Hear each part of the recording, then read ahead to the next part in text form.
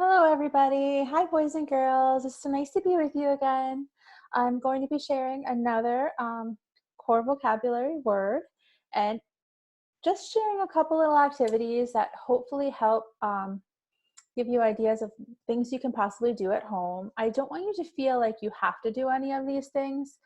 Parents, I want you really to take care of yourself, be present with your children. If you need to turn on the TV while you take an Epsom salt bath, let's do it. Let's really focus on nourishing ourselves and not putting that pressure on to have to do this, do that, do that, do that. That being said, if any of these activities really spark interest in your child or bring you guys a lot of joy, I absolutely recommend doing them more often. If not, no worries about if you don't do any of them. It's fine with me too. Just really, I think focusing on what they love to do is the best at this time. You can engage in what they love to do. And like I said in the first video, so if it's letters, you can do letter sounds, you can do counting letters, you can match letters. If it's painting, maybe they like to paint their nails. Well, they can pick out the color, they can request the color. You can write different numbers on the different paint containers and they can request numbers or they can count them. So just having fun with what the children really love to do, and really focusing on taking care of yourself.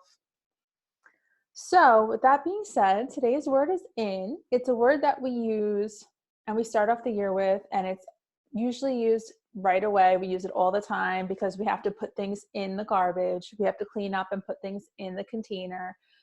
We have to come inside. We have to sit in chair.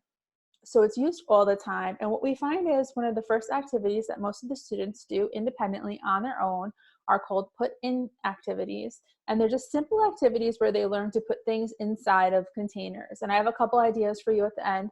But first, let's take a couple breaths together. So let's breathe in and breathe out.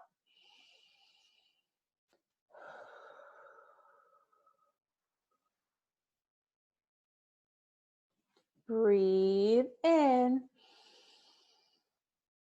and breathe out. One more time. Breathe in and breathe out.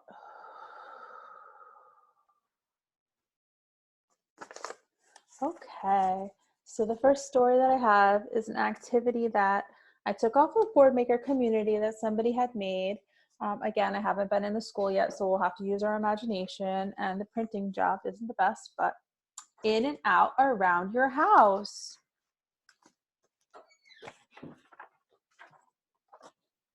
Key goes in, key goes out.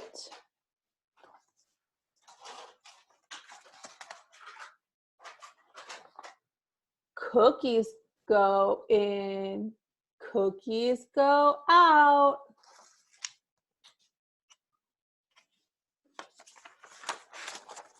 Oops. Dog goes in, dog goes out. Toothbrush goes in, toothbrush goes out. Sorry, I stopped the mirror image and apparently it's confusing to take a video that way. Oops. Words go in,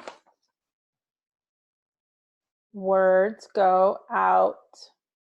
And that's the end. So what I have is some ideas to spice up your put-in activities, the things that hopefully your children are able to do on their own.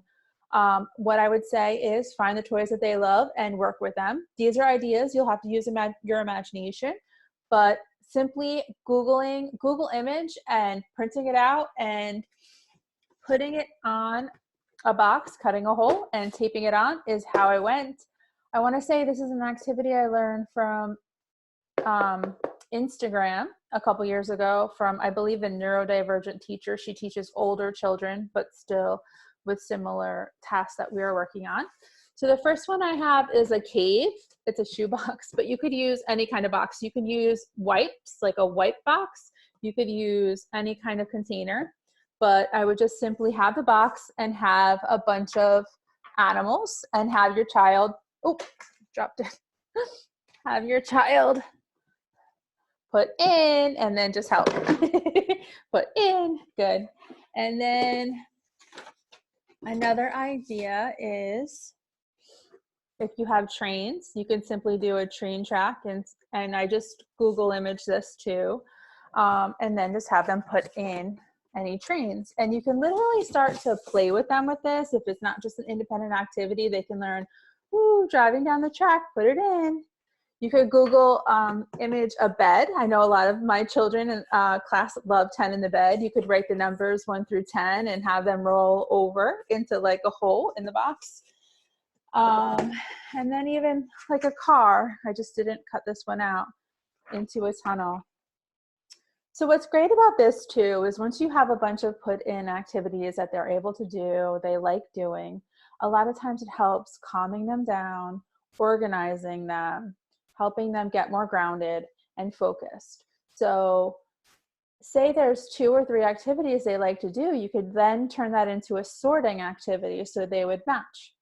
If they're not getting cars go this way, trains go that way, you could even put a picture of a train next to the train track. So they're simply matching the object train to the picture train and then pushing it down into the hole. And the same thing with animals, a picture of the animals next to the cave. So I hope this helps a little bit. I hope everybody's doing well. So much love to all of you. Thank you.